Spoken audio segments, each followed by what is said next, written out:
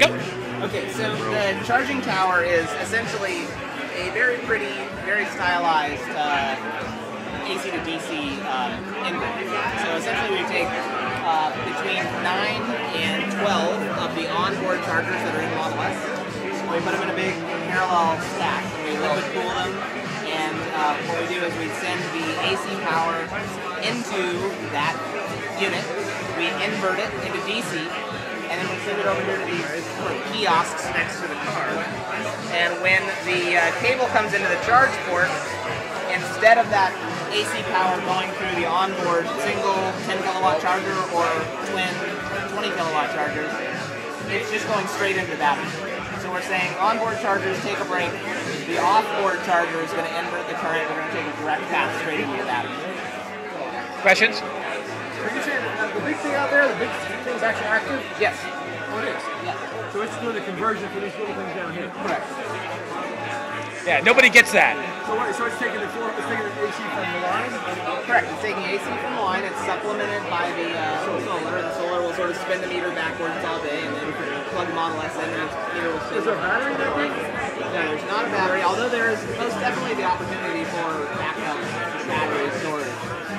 I just thought it was just part of the art. Is that going to be one of those at all the charging stations?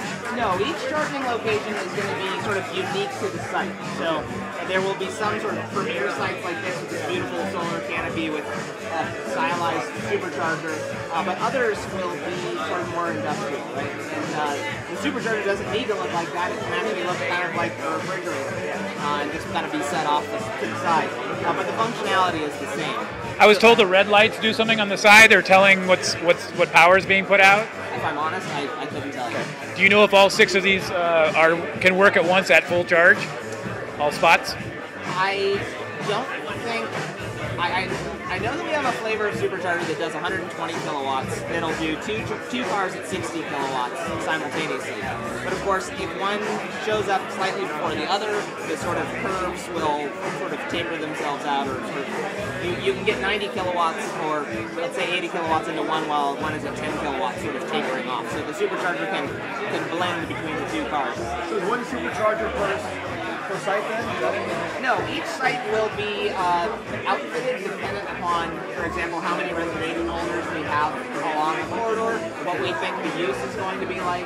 So a site like between here and Barstow is likely to be a very popular site, or here in Vegas, right? So we need to make sure we can charge multiple cars there at once.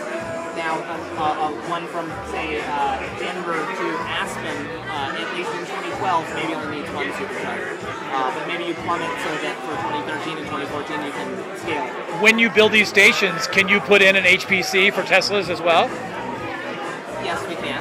Will you? I believe the intent is to offer sort of some supplemental charging through either our own infrastructure or perhaps even other partners and things might want to have like network stations close by.